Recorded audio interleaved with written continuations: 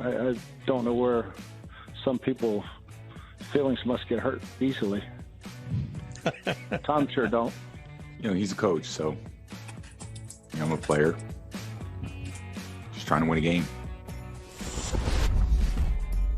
Tom Brady, after 20 years in New England, never being called out publicly by his head coach, Bill Belichick, called out plenty in the film room with no one else other than members of the organization around. A new reality for Tom Brady. But look, here's the thing, Peter.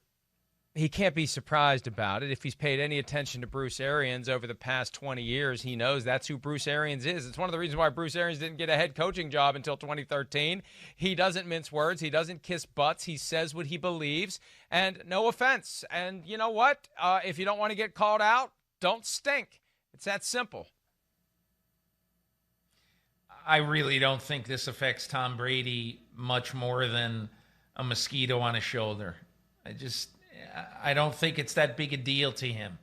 And I think it's easy for us to sit here and to say, wow, Arians calling out Brady. But Mike, you just said exactly what Bruce Arians' career is. He's done it with Carson Palmer. He's done it with Andrew Luck. He did it with Ben Roethlisberger. He's done it with all these guys.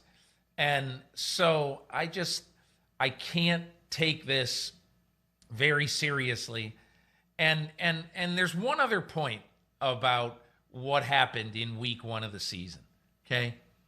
The Tampa Bay Buccaneers, who on Monday celebrated their 1-month anniversary of being in a huddle for the first time with Tom Brady, played their first game at New Orleans, probably the best team in the NFC right now, and certainly a favorite to win the division by a lot, and also a favorite to get home field in the playoffs. So with a coach and a quarterback who've been together for 15 years. So my only point about all this is, all right, the Tampa Bay Buccaneers had the toughest game on their schedule in the first game of the year with Tom Brady, who just started 6 weeks ago throwing to his receivers in practice. And so that's why I just basically say, everybody relax here. Did Brady make a dumb throw that Janoris Jenkins returned for a pick six? Yes, he did do that. I bet you could look at virtually every game of Tom Brady's career and see a dumb throw. And again, he should have had better throws. I get it. I totally understand. This is one game, his first game, and his toughest game of the season comes in that first game. So that's why I think everybody needs to relax.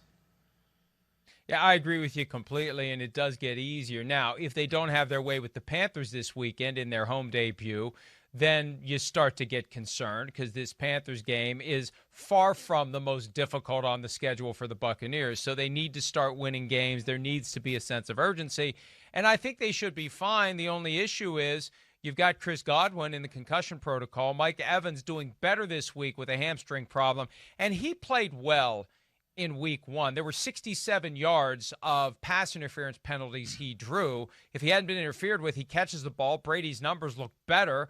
The impression of his performance is better, and I think he's going to go to Mike Evans more often. He was able to get the ball down the field to him on a couple of those occasions. It's just that he got interfered with or he would have had the catch. So I think that will come. The guy I'm more concerned about is Rob Gronkowski. Peter, I watched all of that game. Now, he was on the field for 77% of the snaps, more than any other Tampa Bay tight end.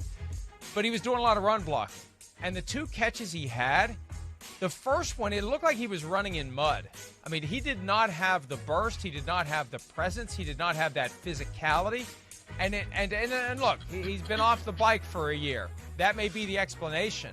And maybe the reason he was on the field for 77% of the plays is because Bruce Arians realized this is the only way to get this guy in football shape. But he's got a long way to go, and if he can get there, they'll be fine. But he needs to get there. Mike, I saw 2 days of Bucs practice in August. And what I came away from those practices thinking. Especially, I saw the first practice that they had, their offense against their defense. It was a high-energy practice. Guys on both sides are really fired up. And here is what I can tell you about sort of the philosophy and the mindset of Byron Leftwich and Bruce Arians, okay, and Tom Brady, right? They were very, very set on making O.J. Howard their reclamation project, and he was going to get the ball a lot. And you saw that the other day, okay? The other guy, and I kept saying, I said, man, he is throwing a lot to that little guy from Bowling Green, and that's Scotty Miller. So, in my opinion, when everybody says, oh my God, how are you got so many weapons. How are you going to divide up the balls and everything? Well, right now, you're right. You have, you don't know how healthy Evans is.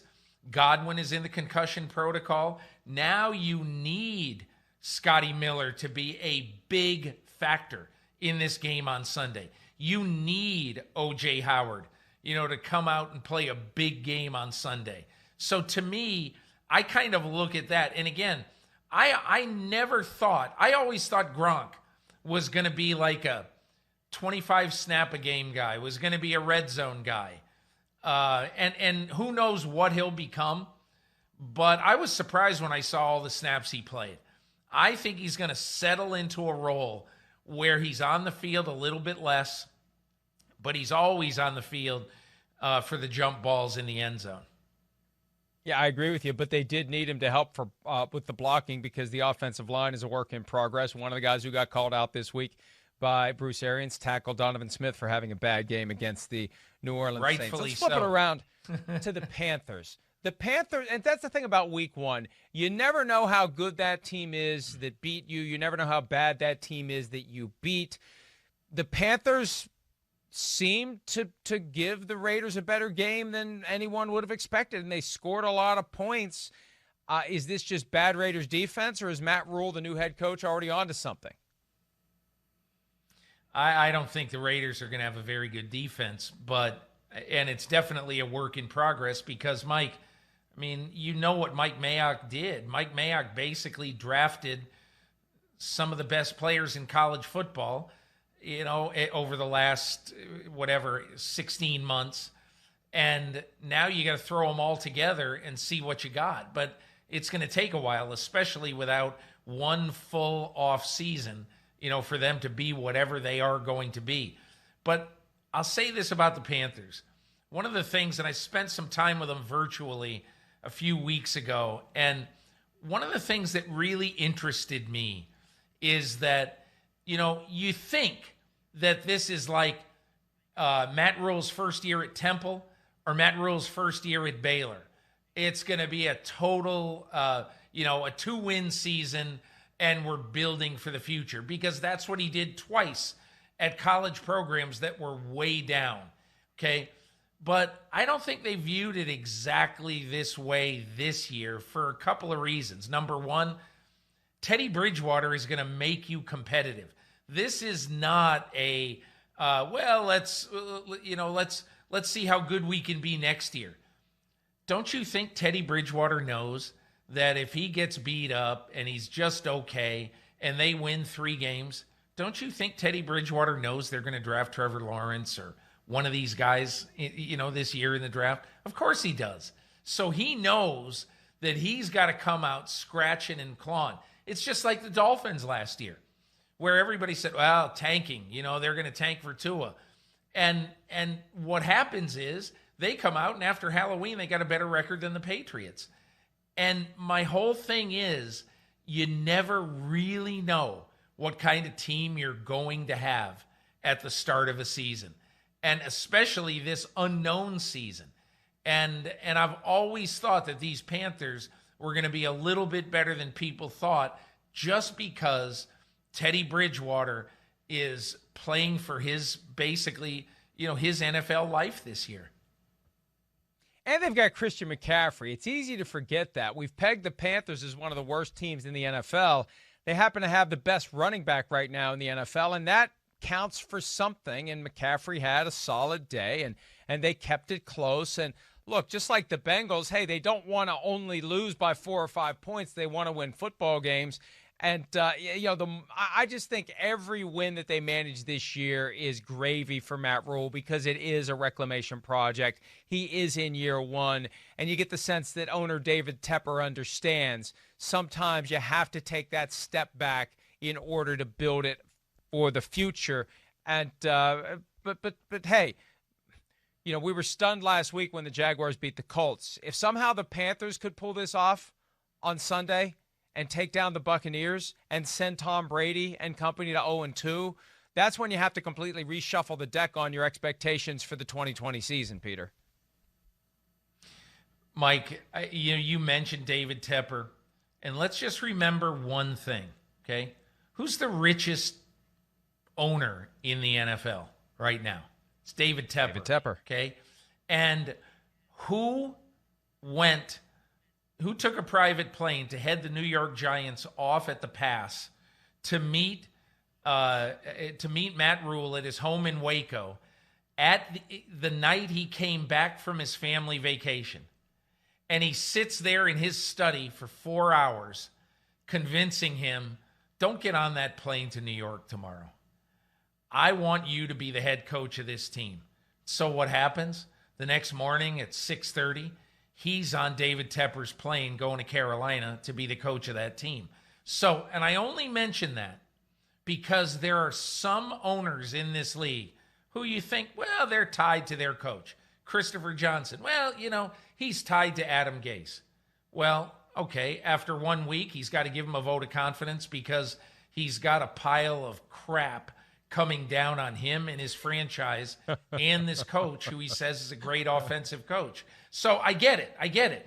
But so some owners have to say they're behind their coach, okay? This owner is rock solid behind his coach and is going to give him every resource possible to win. So that is an advantage that a lot of head coaches in this league do not have. $9 million a year goes a long way toward showing the commitment as well. And it's amazing to me that David Tepper, still fairly new to the NFL fraternity, blows out the coaching salary curve. There have got to be some of the old guard owners who are pissed about that because you're going to have other coaches, established coaches, younger coaches you try to hire who say, I want what Matt Rule got. And the other owners are just going to have to suck it up and do it. Hi, I'm Mike Tirico, and thanks for watching. Make sure to hit subscribe for the latest news and highlights from NBC Sports.